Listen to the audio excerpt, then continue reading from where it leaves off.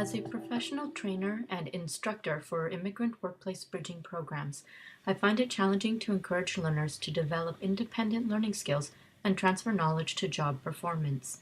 After experimenting with online courses using learning management systems and class websites with little success, I began exploring other technologies. One tool that presents possibilities is social learning platforms, or SLPs. SLPs combine the concepts of social networking sites such as blogs, wikis, Facebook, and Twitter with tools for short video creation with platforms similar to YouTube. This allows for easy content development, collaboration, sharing, and social networking between employees across multiple workplace communities. SLPs are cloud-based and designed for mobile technologies such as smartphones and tablets. SLPs constitute complete systems, so purchasers are typically workplace learning program managers. According to Burson by Deloitte and Ambient Insight, target markets are medium to large-sized businesses in the corporate, NGO, government, and healthcare sectors. Within these organizations, the most valuable target market are lower-level managers and employees, accounting for 90% of learner populations. Smaller training budgets, globalization, advancements in mobile technologies that support ubiquitous learning, increased commoditization, and demands from learners for just-in-time, on-demand learning drive SLP development. SLPs address several key pain points in the workplace learning industry. The most important advantage of SLPs is their ability to capitalize on the growing trend for social and informal learning. Workplaces are moving away from formal, course-based and e-learning training due to their ineffectiveness in promoting transfer of learning, largely due to a lack of post-event support. New research suggests 90% of workplace learning is informal and social. Burson by Deloitte reports investment on informal learning has tripled in recent years, with the majority focusing on social software and communities of practice. SLPs support informal and social workplace learning by emphasizing peer-to-peer collaboration and interaction. Many SLPs are designed to intuit learner preferences for social interaction, content use, and generation in order to personalize learning. SLPs also address another major pain point faced by workplace learning programs: user engagement. SLPs promote user engagement by incorporating social networking and video tools that already appeal to learner populations, especially in personal and workplace learning. According to Kara, over 82% of employees surveyed use social media to support learning. Budget cutbacks and higher numbers of learners mean workplace learning programs must pay greater attention to the bottom line. SLPs are more cost-effective than other training methods. This chart shows how content creation is cheaper and faster. Measuring success of workplace training programs has always been problematic. Built-in analytics and SLPs collect a wide variety of data which help workplace learning professionals identify high and low quality information, potential trainers and experts, as well as the trends and growing needs within learner populations. This represents a dramatic shift in measuring ROI, as past data from formal training programs focused on learner usage, satisfaction, and successful test completion. Data from SLP environments focus on what learners require to perform their job and how quickly it can be applied. The SLP industry is highly competitive with upwards of 50 suppliers. Three types of ventures dominate this market. The most popular, software as a service, includes companies such as SuccessFactors and Curator. Attractions are easy deployment, customizable content, and tailored design for corporate branding. These ventures often combine SLPs with other services such as recruitment, social games, and formal and blended training programs to offer a complete end-to-end service. Resellers such as HollyBite constitute another SLP venture.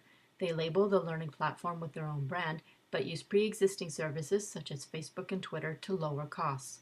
Also easily deployable, resellers offer a lower price point than software-as-a-service systems. Many organizations choose to design SLPs in-house. To cut costs, some, like small businesses, simply create channels on free popular social media sites. Other organizations, like AMD, prefer installed or building their own platforms. Such platforms are cheaper for buyers with large numbers of learners or in organizations where information security is paramount. Currently entering the commoditization phase of product life cycles, SLPs still stand to capture a significant portion of the $200 billion global workplace learning budget.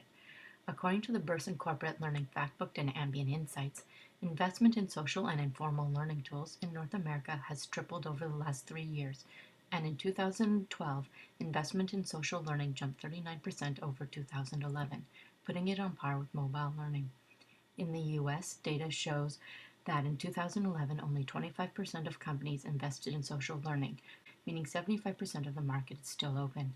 As this chart by Burson shows, this number is even higher in government and healthcare industries. Many industry professionals equate the move towards social and informal learning with the move to e-learning over a decade ago. Originally predicted by Ambient Insights to end by 2015, more recent forecasts suggest an extension of the commoditization phase well into 2016. Driving this extension is the proliferation of mobile technology. Additionally, advancements in context-aware and augmented reality technologies offer new potential delivery methods for SLPs. SLPs can also be extended to other mediums like professional publications, such as Jove, a peer-reviewed video journal. Global investment in learning and social technologies is on the rise with the highest growth in Africa and Asia, with 2017 projections at 530 million and billions respectively. These markets are primed for SLPs as many users already use free social media to support personal learning outside of the workplace.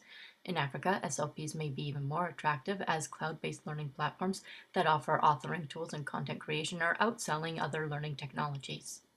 SLP adoption necessitates drastic shifts in thinking and organization, which may deter buyers and investors. These include a mandatory cultural shift within organizations to encourage openness, sharing, and the breaking down of barriers between locations, management, and employees.